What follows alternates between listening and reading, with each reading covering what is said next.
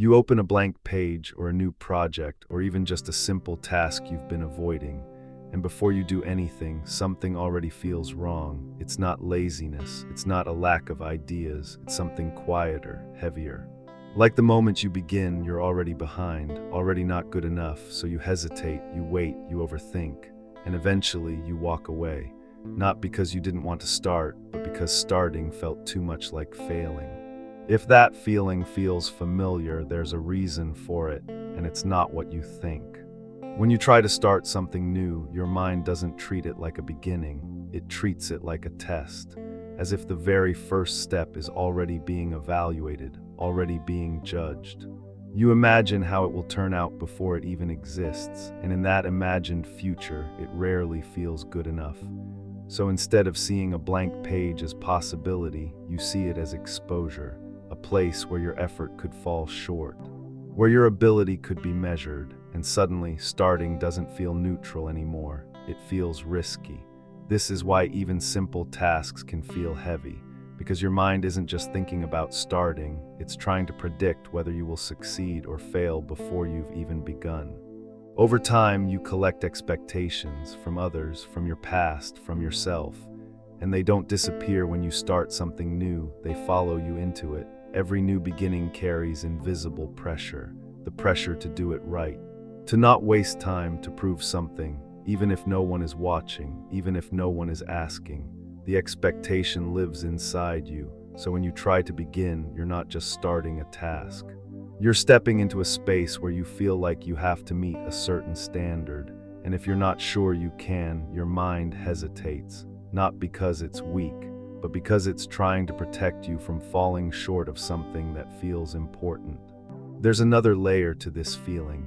Starting something new forces you to confront where you actually are, not where you want to be, not where you imagine yourself, but where you truly stand right now, and that can be uncomfortable. Because as long as something remains unstarted, it still holds potential. It can still be anything. But the moment you begin, that potential becomes reality, and reality has limits. So sometimes the resistance you feel isn't about the task itself. It's about what starting might reveal, about your skills, your focus, your consistency, and whether they match the version of yourself you've been holding onto. Your mind is designed to keep you safe, not just physically, but emotionally. So when something feels like it could lead to disappointment, embarrassment, or failure, your brain doesn't push you forward, it pulls you back. It creates hesitation, distraction, even doubt, not because it wants to stop you, but because it wants to protect you from discomfort, from uncertainty, from the feeling of not being enough. So that resistance you feel when you try to start isn't random, it's a form of defense. A quiet attempt to avoid emotional risk, even if that risk is necessary for growth. Waiting gives you something starting cannot. It gives you control. When you don't begin, nothing can go wrong, nothing can fail, nothing can prove your fears right. You stay in a space where everything is still possible, where nothing has been tested. And that space can feel strangely comfortable, even if it's frustrating, because uncertainty feels easier to carry than disappointment. So you tell yourself you'll start later, when you feel more ready, more confident, more certain. But that moment rarely comes, because the feeling you're waiting for isn't something that appears before you start. It's something that develops because you start. What if starting isn't supposed to feel good? What if it's not meant to feel clear or confident or certain? What if that uncomfortable feeling is actually part of the process, not a sign that something is wrong, but a sign that something is real? Because when something matters to you, it won't feel easy to begin. It will feel uncertain, vulnerable, exposed, not because you're failing, but because you're stepping into something that hasn't been defined yet. And that space where things are unclear is where growth actually happens. Maybe the goal isn't to remove the feeling, maybe it's to understand it, to see that the heaviness you feel before starting isn't a signal to stop, but a signal that you care, that something about this matters to you. And instead of waiting for that feeling to disappear, you move with it, slowly, imperfectly, without needing it to feel right, because starting isn't about proving anything. It's about allowing something to exist, even if it's incomplete, even if it's uncertain, even if it doesn't turn out the way you expect. There's a quiet cost to not starting that doesn't always feel obvious at first. It doesn't show up as failure. It doesn't feel dramatic. It feels subtle, like a slow disconnection from something you once cared about. Every time you choose not to begin, a small part of that intention fades.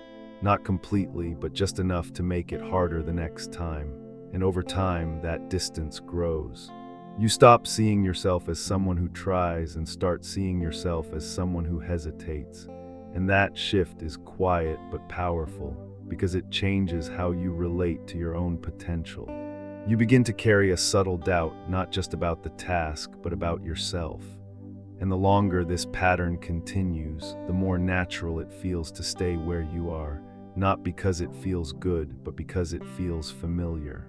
And familiarity can be more convincing than possibility. What if starting didn't have to mean anything? What if it wasn't a test or a decision or a reflection of who you are? What if it was just a moment, a small action that doesn't need to carry the weight of an outcome? Because part of what makes starting so heavy is the meaning we attach to it. We turn it into proof that we're capable or proof that we're not. But starting doesn't need to prove anything.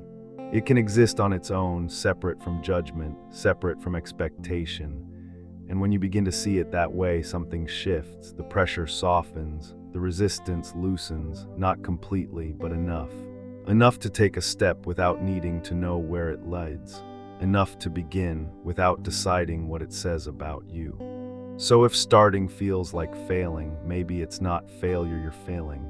Maybe it's exposure. Maybe it's uncertainty. Maybe it's the weight of something that matters more than you realize. And maybe the quiet truth is this: you don't need to feel ready to begin. You don't need to feel confident. You don't even need to feel capable. You just need to allow yourself to start without deciding what it means yet.